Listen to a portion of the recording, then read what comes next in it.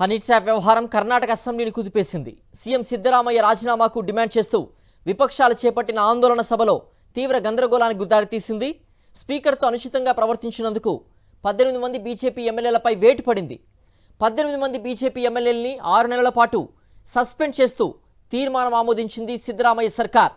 Suspend అయిన ఎమ్మెల్యేలని సభ నుంచి బలవంతంగా బయటకెత్తుకెళ్లారు మార్షల్స్.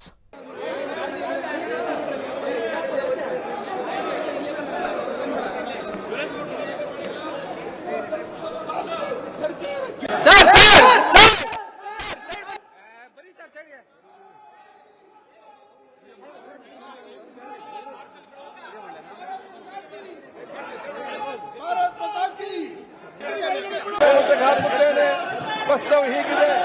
20 ಸಾಲಿನ ಕರ್ನಾಟಕ ಮೋಟಾರ್ ವಾಹನಗಳ ತೆರಿಗೆ ಸುಧಾರಣೆ ಮತ್ತು ತಿದ್ದುಪಡಿ ವಿಧೇಯಕವನ್ನು ಮಂಡಿಸಲು ಸಭೆ ಅನುಮತಿ ನೀಡಬೇಕು. రాష్ట్రానికి చెందిన అనేక మంది రాజకీయ నేతలు హనీ ట్రాప్లో చిక్కుకుపోయారని కర్ణాటక సహకార శాఖ మంత్రి కేఎన్ రాజన్న ఇటీవల అసెంబ్లీలో ప్రకటించడం తీవ్ర చర్చనీయాంశమైంది. కనీసం 48 మంది ఎమ్మెల్యేలు, ఒక మంత్రి ఇందులో బాధితులుగా ఉన్నారని ఆయన పేర్కొన్నారు. సీడీలు, పెన్ డ్రైవ్లలో వారి అసభ్య వీడియోలు ఉన్నాయన్నారు. ఇది ఏ ఒక్క పార్టీకో పరిమితమైన విషయం కాదన్నారు మంత్రి రాజన్న. అధికార పక్షం సహా విపక్షానికి చెందిన వారు ఈ బాధితుల్లో ఉన్నారంటూ బాంబు పేల్చారు.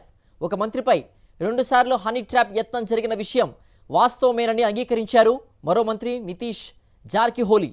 ఈ వ్యవహారంపై సిద్ధరామయ్య ప్రభుత్వాన్ని టార్గెట్ చేసింది విపక్ష బీజేపీ.